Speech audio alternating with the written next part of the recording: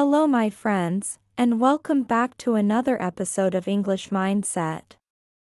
I'm truly excited that you've chosen to spend this time with me today. Whether you're listening on your morning walk, during your commute, while cooking dinner, or simply relaxing after a long day, I want to say thank you. Your decision to be here shows something very important. It shows your commitment to improving yourself, to growing day by day, and to taking one more step forward in your English journey. I know learning English can sometimes feel overwhelming. Maybe you've studied for years but still feel nervous when it's time to listen or speak. Maybe you get frustrated when you can't understand native speakers, especially when they speak fast, use slang, or laugh in ways that make you feel like you're missing out on the meaning. My friend, you are not alone. So many learners feel exactly the same way. And that's why this podcast exists, to remind you that you don't have to walk this path alone. In today's episode, we are going to explore not just the challenges of listening to native speakers, but also the solutions. I'll share practical tips, clear strategies, and powerful motivation to help you move past the frustration and into confidence. The truth is, you don't need to understand every single word. What you really need is to catch the rhythm, the flow, and the key ideas, and I'll show you how. So take a deep breath, relax, and get ready to learn in a way that feels supportive and inspiring. Remember, every minute you invest here is another step toward the fluent, confident version of yourself that you're working so hard to become. One of the most common frustrations for English learners is this: why is it so hard to understand native speakers? You may know the vocabulary. You may study grammar carefully. You may even do well in your classes or on exams. But when you meet a native speaker in real life, suddenly their words seem to fly by like a train rushing past you. You catch a piece here, a piece there, but most of it feels like a blur. Let's break down why this happens, and more importantly, why it's completely normal. The first big reason is speed. Native speakers are not thinking about being clear or slow, they're just talking naturally. When you learn from textbooks or classroom recordings, the voices are often slower, clearer, and carefully separated. But in the real world, English is spoken quickly. Think about how you speak your own language. You probably don't pause after every word. Instead, your sentences run together in a natural flow. English speakers do the same. To your ears, especially if you're not used to it, that speed can feel impossible to follow. The second challenge is slang and informal expressions. Textbooks usually teach standard English, the polite, formal version. But in daily life, people use casual phrases. For example, instead of saying, "I am very tired," a native speaker might say, "I'm beat," or "I'm wiped out." If you've never heard those expressions before, you might think you missed an important word, when in fact it's just slang. Slang gives flavor to conversations, but it also makes them harder for learners who haven't been exposed to it. The third challenge is something called connected speech. In English, words are rarely pronounced one by one, clearly separated. Instead, they are often blended together.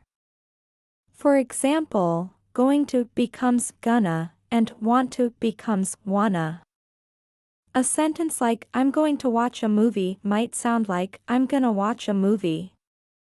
To someone used to reading each word, this feels confusing. But for native speakers, it's completely natural, and they may not even realize they're doing it. Another element of connected speech is when sounds are dropped or linked.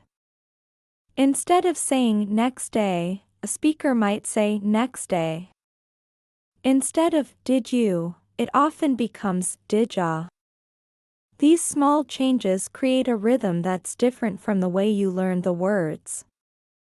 If you've only practiced perfect dictionary pronunciation, real conversations can feel like a different language altogether.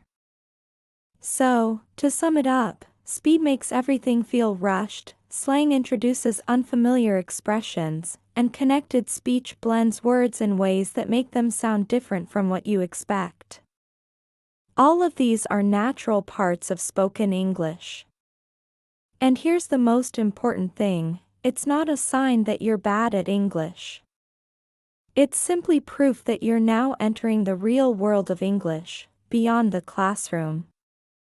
With practice, exposure, and the right techniques, your brain will begin to adjust.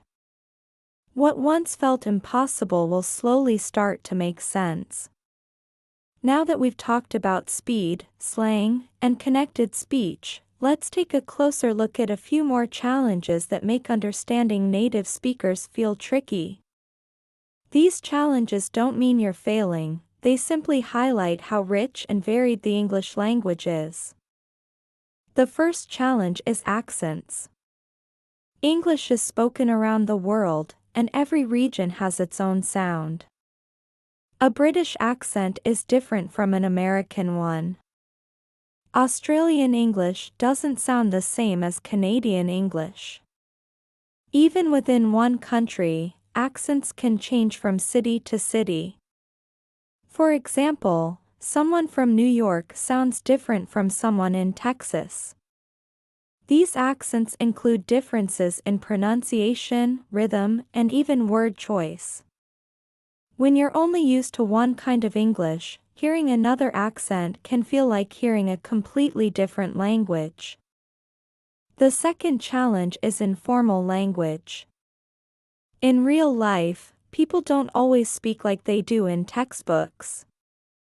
Instead of saying, "How are you today?" many people simply say, "Hey, what's up?" or even just, "Sup." If you've never learned these casual forms, they can feel confusing. Informal language is everywhere at work, at school, with friends, even in movies and music. It's a natural part of communication, and the more you hear it, the more comfortable it becomes. The third challenge is fillers. Native speakers often add little sounds or words while they think. You've probably heard things like, uh, or like. At first, these fillers can be distracting.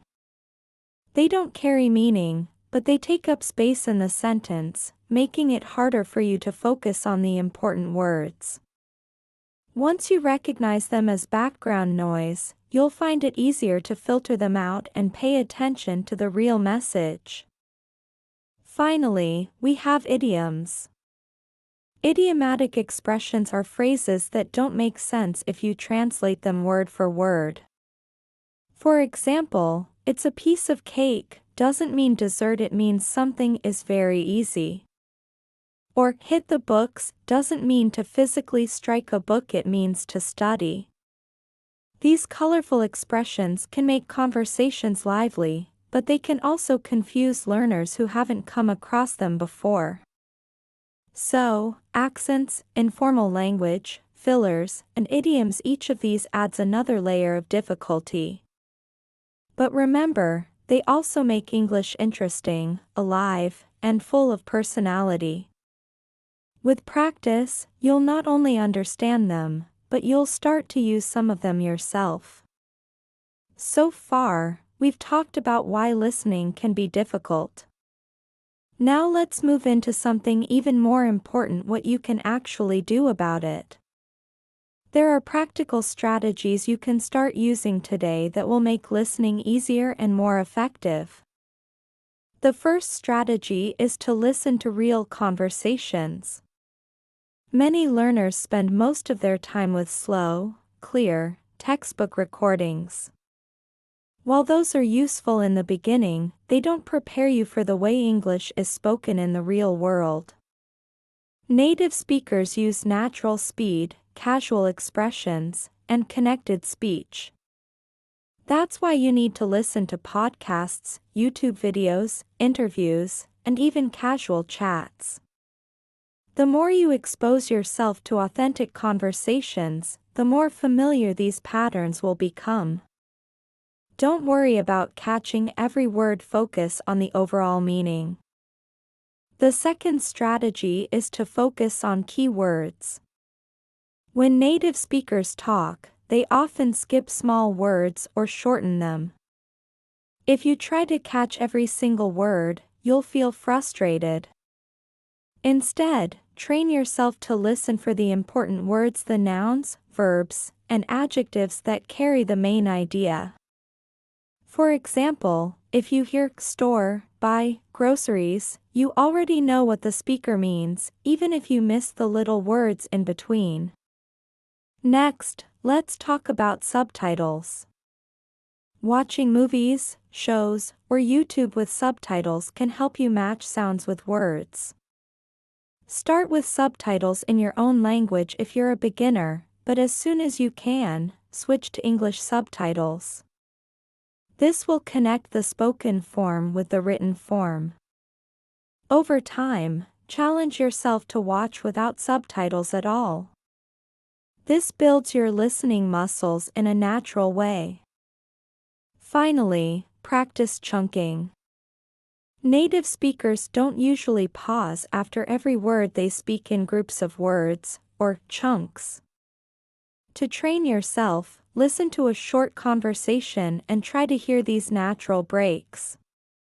For example, instead of hearing I went to the store and bought some coffee, hear it as I went to the store and bought some coffee. Breaking speech into chunks makes it easier to understand and remember what you heard. These 4 strategies, real conversations, keywords, subtitles, and chunking, are powerful tools. Use them regularly, and you'll notice your listening skills getting sharper, faster, and more natural. Now that you know some practical strategies, let's go a step further and talk about active learning techniques. These are methods that don't just train your ears, but also engage your mind and even your voice. They help you move from passive listening to truly active practice. The first technique is shadowing. Shadowing means listening to a native speaker and repeating what they say immediately, almost like you're their echo or shadow. At first, this feels difficult, but it's incredibly powerful. By copying the rhythm, pronunciation, and intonation, you train your mouth and ears at the same time. Choose a short podcast clip, movie scene, or even a news report. Play a sentence, pause, and repeat it as closely as you can. Over time, your brain starts to recognize these sounds faster, and your speaking becomes more natural too. The second technique is using context clues. When you don't understand a word, don't panic. Instead, pay attention to the situation. Look at the topic, the tone, and even the words around it. For example, if someone says, I didn't eat breakfast this morning, so I'm starving, you may not know the word starving, but the context missing breakfast tells you it means very hungry. Practicing this skill helps you stay calm and understand the bigger picture, even when vocabulary is missing. The third technique is keeping a listening journal. This is a simple but effective habit. Each day, write down a few things you listen to, maybe a podcast episode, a YouTube clip, or a short conversation. Note the new words or phrases you heard, the parts you understood well, and the parts that were challenging. By tracking your progress, you'll see patterns in what confuses you most, and you'll feel encouraged as you notice improvement over time.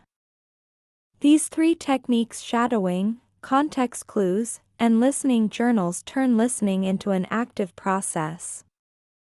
Instead of just hearing sounds, you'll be training your brain, voice, and memory all at once. With consistent practice, these methods will bring you closer to understanding native speakers with confidence and ease. Now let's shift our focus from techniques to something just as important: your mindset. Many learners believe listening is only about ears and words, but the truth is, it's also about your emotions, your patience, and your confidence. If you don't manage these, even the best strategies won't feel effective. First, let's talk about patience. Language learning is not a sprint, it's a marathon. You won't suddenly understand every movie, every song, or every conversation overnight. And that's okay. Each listening practice is a small step forward. Think of it like going to the gym. You don't expect to get strong after one workout, right? The same applies here. Every podcast you listen to, every conversation you join, and every video you watch is building your listening muscles little by little. Second, let's focus on confidence. Many learners feel nervous when they don't understand everything. They think, I must be bad at English, or I'll never catch up. But this thinking is a trap. Even native speakers don't understand every single word in every situation. Sometimes they also miss words, ask for repetition, or rely on context. The key is not to feel ashamed or defeated. Instead, remind yourself, I am learning. I am improving. I don't need to be perfect to communicate. Third, remember that mindset shapes progress. If you approach listening with fear, you'll block yourself. But if you approach it with curiosity, it becomes exciting. When you hear a new phrase, instead of thinking, oh no, I don't know this, think, great. This is something new I can add to my English. That small shift makes a huge difference. Finally, be kind to yourself. Celebrate the small wins, like catching a new slang word in a movie or understanding a joke you couldn't before. Each of these is proof that you're moving forward. The journey may feel slow at times, but with patience, confidence, and a positive mindset, you will reach fluency. Now that we've talked about strategies and mindset, let's look at some practical tools and resources you can start using right away. These tools will support your listening practice and make it easier to build consistency in your daily routine. First, let's talk about apps. Language learning apps like Duolingo, Babbel, or Memrise can help you build vocabulary and train your ear with short exercises. For listening specifically, Anki is a powerful flashcard app. You can create cards with audio clips so you not only see the word but also hear it again and again. Another great option is LingQ, which lets you listen to real audio while reading the transcript, helping you connect sound with text. Second, we have media. Podcasts, audiobooks, and YouTube channels are excellent for exposing yourself to natural English. Try listening to shows that you actually enjoy, whether it's cooking, travel, sports, or self-improvement. If you're interested in the topic, you'll stay motivated longer. TED Talks are also a fantastic resource because the speakers usually explain big ideas in clear English, and you can use the transcripts to follow along. Start with subtitles if you need them, then challenge yourself to listen without. Third, let's not forget the power of conversation groups. Joining online communities like HelloTalk, Tandem, or Speaky connects you with native speakers and other learners around the world. These platforms allow you to chat, call, and exchange languages in real time. Practicing in a supportive group helps you experience natural speed, different accents, and real conversation flow. If you prefer something more structured, check if your city has local English clubs or meetup groups. Practicing face-to-face, even just once a week, can give you a huge confidence boost. Finally, remember that technology is your friend. Many media platforms let you slow down the speed of the audio, rewind sections, or even loop difficult parts. Use these features to your advantage instead of feeling pressured to understand everything at once. The combination of apps, media, and groups creates a strong learning environment. Apps give you structure, media gives you real-life input, and groups give you practice with real people. Together, they create balance and variety in your listening practice, making fluency not just possible but enjoyable.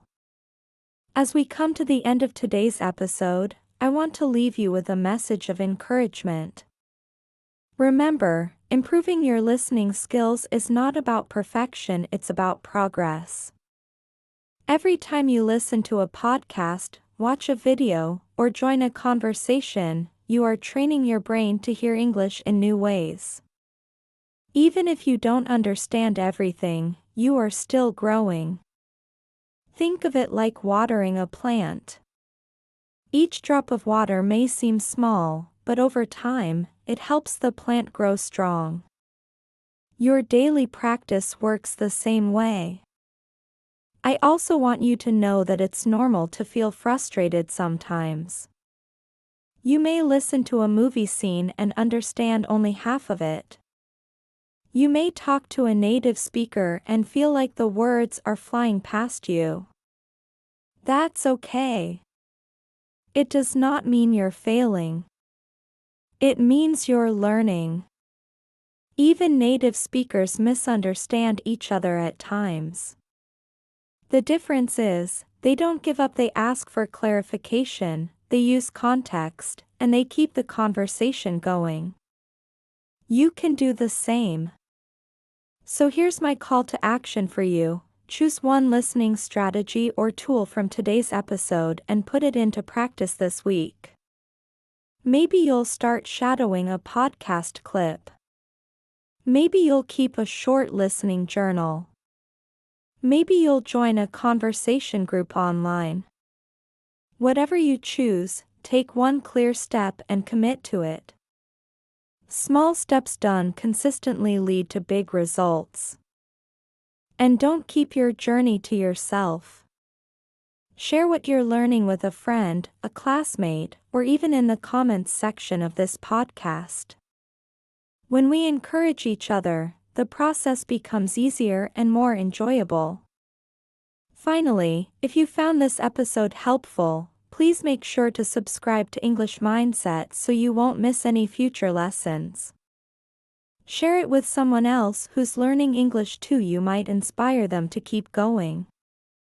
And if you enjoyed this, let me know which strategy you'll try first. I'd love to hear from you and celebrate your progress. Remember, fluency is not a destination, it's a journey. And you're already on that path. Keep practicing, stay patient, and believe in yourself. You are capable of much more than you think.